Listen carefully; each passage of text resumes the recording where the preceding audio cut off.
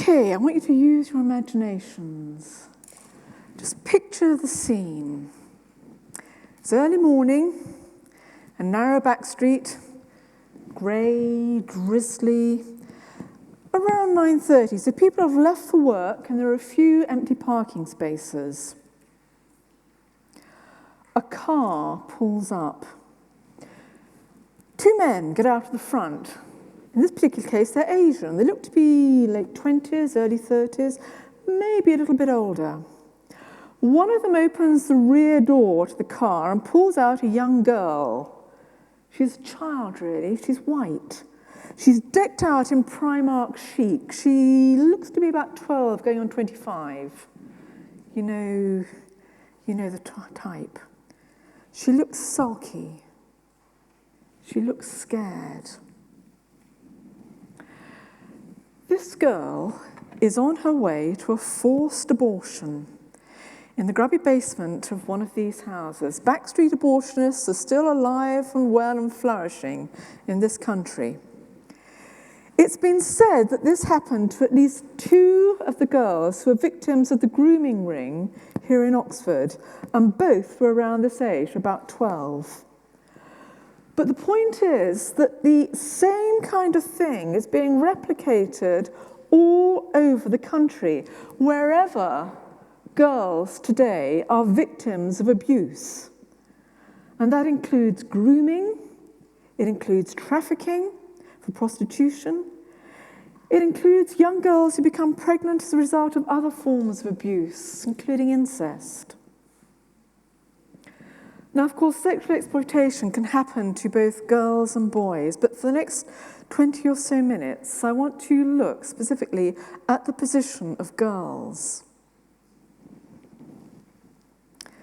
Because how is it possible in 21st century Britain that girls and women can be so vulnerable to exploitation? I mean, are they vulnerable? Supergirl tells us no, not at all vulnerable. Women are equal these days. We can do whatever job we want, we can earn decent money, we have total control over our bodies, which of course means that we have the right to choose to have sex whenever and wherever we want, just as we have the absolute right to choose whether or not we want to have a baby, because these days the good news is that women are in absolute control. We have the power. Actually, a part of the problem is with this picture of Supergirl herself. If you just have a look at her, she's a little bit raunchy, isn't she? And the trouble is, all this liberation and so-called equality is actually based on one particular view. And that is that the most important thing in life, what we all want pretty much all of the time, and some people tell us that men want it all the time, but what we're all actually wanting deep down is sex. That really is the baseline for society these days. Our primary right, we are told, is to have sex whenever and wherever we want, and avoiding any of those messy consequences that always used to dog people years ago. So in effect, sex today has become a valueless leisure activity. It's entirely divorced from any deeper meaning or morality or any need for commitment. It's just guilt-free pleasure, pure and simple. Now, to a certain extent, I guess, with contraception, the morning after pill, and on-demand access to abortion, that has actually now been delivered. So the reality is that we're starting to teach young people in school about safe sex and how to avoid pregnancy and STIs and all the whole rest of the paraphernalia from around the age of 5 onwards. And the message that we're giving loud and clear to these kids is that not only do they have an absolute right to become sexually active as soon as they want and feel ready, which, let's be honest, for some might be as early as around the age of 8. Not only do they have this right, but actually we expect them to.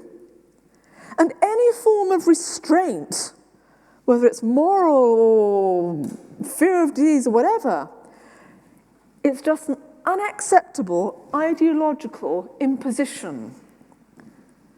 The message that we are giving out as a society is that sexual rights and personal gratification take priority over everything else. And this means that not only are we sexualizing our children to support our own worldview that absolutely anything conceivable to the human imagination is okay, but by extension, we're also teaching our young people, especially girls, but also boys, we're teaching them that being sexy is the primary goal of life. It's what gives them value. And just have a look at Supergirl, because she is our absolute advert for this. And if you think I'm exaggerating, then just take a look at some of the magazines aimed at teens. When I was a child, this was what we had. Good old Girl. I used to love Girl. But these days, this kind of thing is more the norm.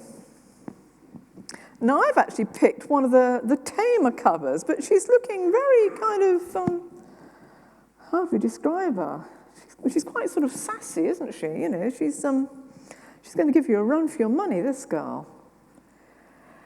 Have a look, too, at the storylines for kids' series on TV, because these days they are increasingly sexualized. Even good old Doctor Who, beloved by children for the last 50 years, and again, it's something I used to watch, I used to love it. It's recently been carrying storylines with distinctly sexual overtones, and a lot of those stories are actually openly homosexual. And here we have Doctor Who in a passionate kiss with, I think he's called Jack. The point is that the subliminal message that we are giving as a society is that we rate people, especially girls, by how sexy they are. So the message that we're putting out is that to be popular and accepted, you've got to look right. You've got to look like Supergirl. And the sign that you've actually, you've got it, you've made it, you're there, is sexual activity. This is the message that we're giving to kids. Did you know, just as a side thought to this, cosmetic surgery, especially breast enhancement for the under 18s, is booming. This was increased by 64% in 2000. It's gone up since then. Can you imagine? Years ago, we just let nature take its course, but not these days. These days, this is what we're saying to girls. If you're 12 and you're not sort of, you know, I don't know, 34 double D, it's time to go under the knife.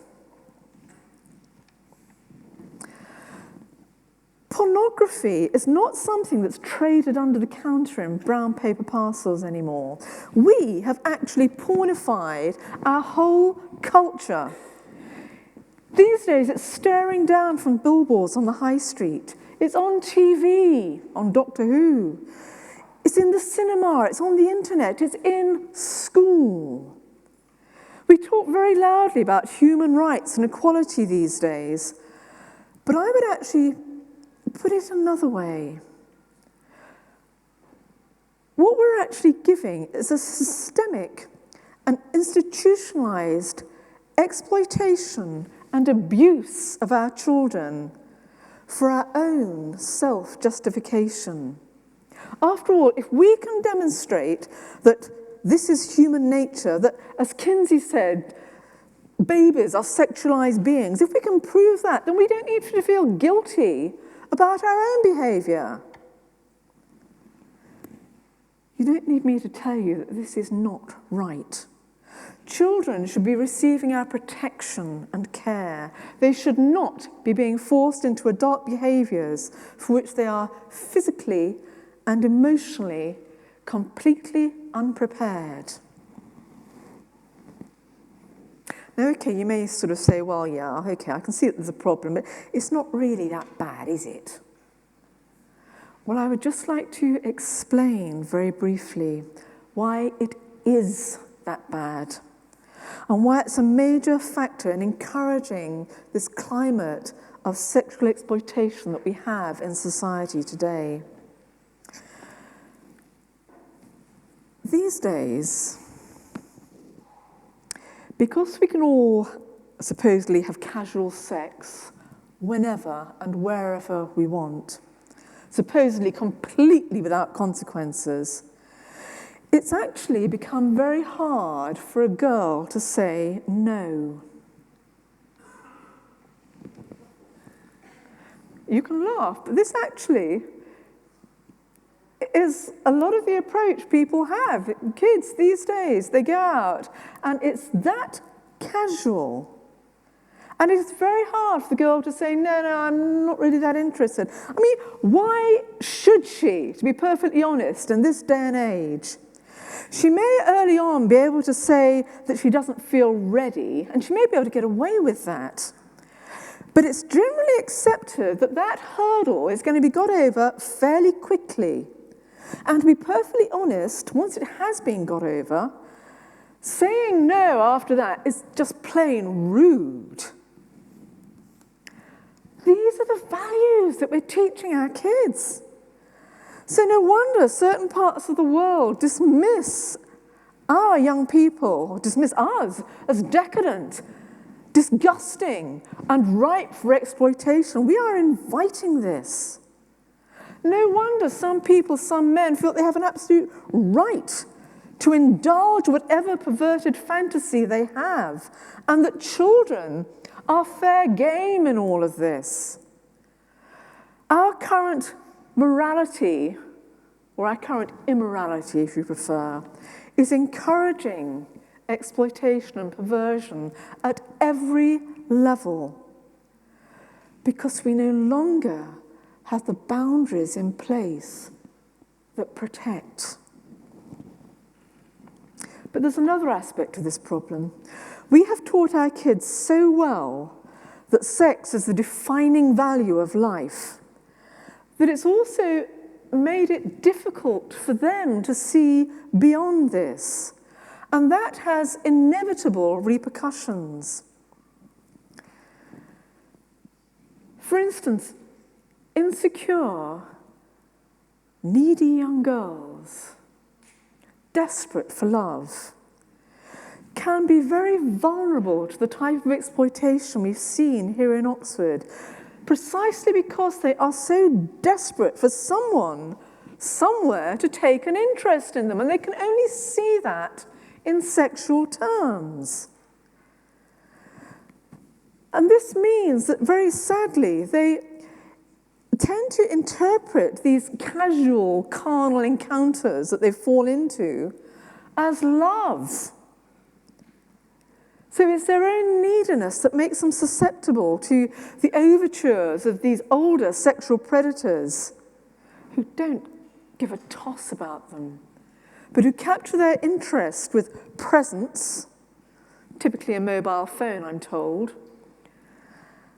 a little display of affection, a little sex, and then demand that they prostitute themselves. And these men honestly feel nothing but contempt for these girls. I would say that as a society, we have failed them so badly because we have not equipped these girls to be able to see that. Similarly, with other forms of sexual abuse, society is actually not just contributing to, but fostering the climate that is allowing this to happen. Women have not been empowered by the right to have sex whenever and wherever they want, made possible by easy access to contraception and abortion. Women are actually being more exploited than ever before, without any of the safeguards that existed when sex was reserved for marriage, and men owned in the sense of took responsibility for any child that they fathered.